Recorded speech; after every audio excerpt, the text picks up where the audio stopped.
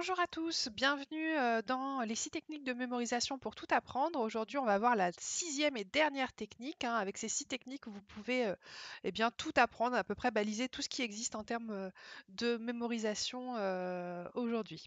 Donc aujourd'hui, on va voir la 6e et dernière technique qui s'appelle, enfin que j'ai appelée le tableau magique. Pas que j'ai appelé d'ailleurs, non, parce que c'est mes élèves qui l'ont baptisé comme ça, mes tout premiers élèves, le tout premier poste que j'ai eu où je me suis retrouvée dans une salle de classe, je leur avais appris cette technique et ils ont appelé ça le tableau magique.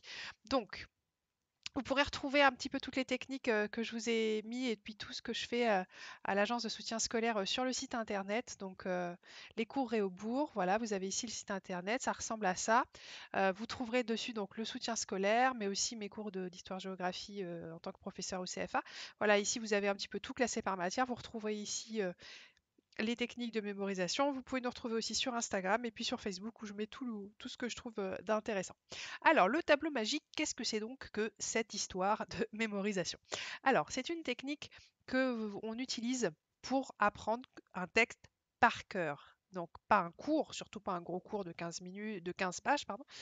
C'est pour apprendre un poème ou un texte de théâtre ou un discours. Enfin voilà, vraiment quelque chose qu'on a besoin d'apprendre par cœur, par cœur, par cœur, au mot près. Voilà, c'est à n'utiliser que dans ce cas-là. Si vous avez besoin d'apprendre un cours, vous utilisez une mind map. Si vous avez besoin d'apprendre une chronologie, vous utilisez un palais de la mémoire, sachant qu'après, les techniques, on peut les combiner. Vous verrez comment. Alors, la clé de cette technique de mémorisation, c'est les strates. Ça part d'une règle du fonctionnement du cerveau qui fait que un cerveau humain, normalement constitué, on passe les élèves précoces, autistes et autres, un cerveau lambda, euh, fonctionne par strates. C'est-à-dire que vous apprenez des grandes idées desquelles vont découler d'autres idées, des sous-parties, des sous-parties, des sous-parties. D'accord? Eh bien, cette technique, elle se base sur ça. Donc, eh bien, prenons un poème. Victor Hugo, vous savez que je suis fan. Donc, Demain dès l'aube, c'est pas le plus joyeux, mais voilà, Demain dès l'aube de Victor Hugo. Je dois apprendre ça. Imaginons j'ai un poème à apprendre pour demain pour le cours. Donc, demain dès l'aube, à l'heure où blanchit la campagne, je partirai. Vois-tu, je sais que tu m'attends, j'irai par la forêt, j'irai par la montagne, je ne puis demeurer loin de toi plus longtemps. Je marcherai les yeux fixés sur mes pensées, sans rien voir au dehors, sans entendre aucun bruit. Seul, inconnu, le dos courbé, les mains croisées, triste, et le jour pour moi sera comme la nuit.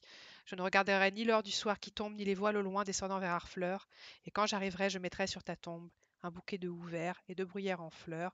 C'est un poème qui est destiné à sa fille Léopoldine qui est morte, noyée, et il a écrit beaucoup de choses pour elle, pour faire son deuil sur la mort de sa fille. Alors, comment j'apprends ça? Eh bien, technique, le tableau magique.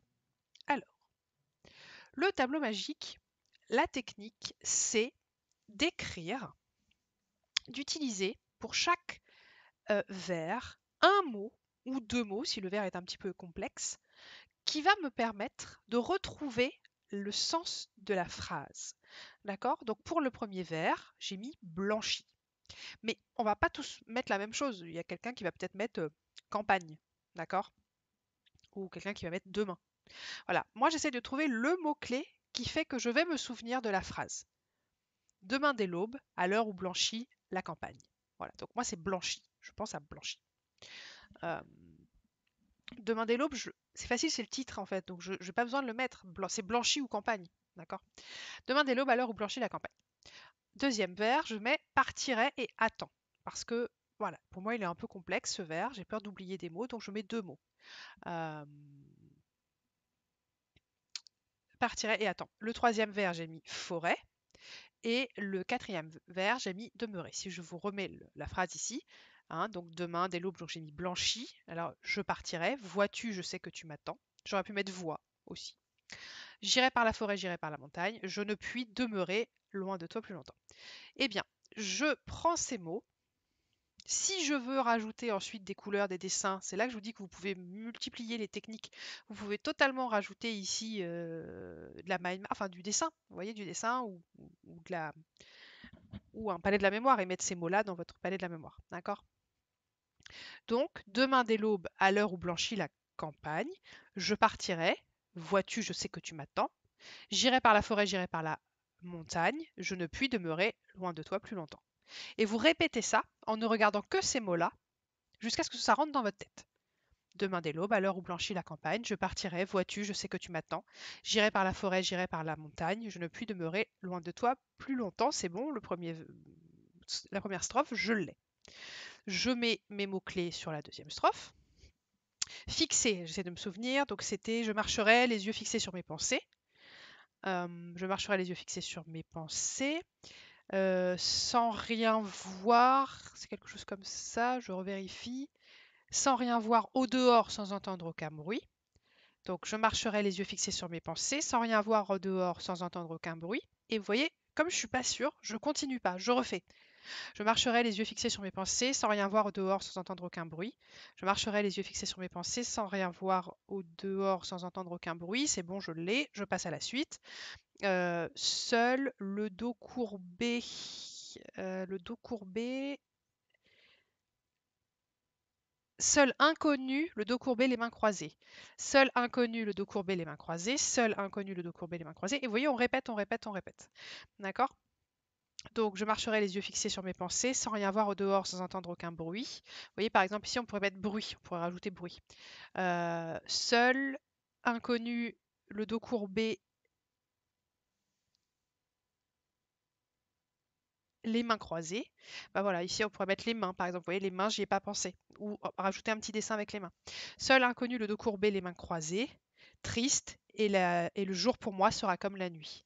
On vérifie, et le jour pour moi sera comme la nuit, très bien. Et c'est même pas la peine que je commence à apprendre la troisième strophe, puisque c'est pas encore complètement acquis. Donc je répète, je répète, je répète, en ne regardant que ces mots-là, ne regardant pas du tout le texte de départ, parce que je force ma mémoire à travailler, d'accord?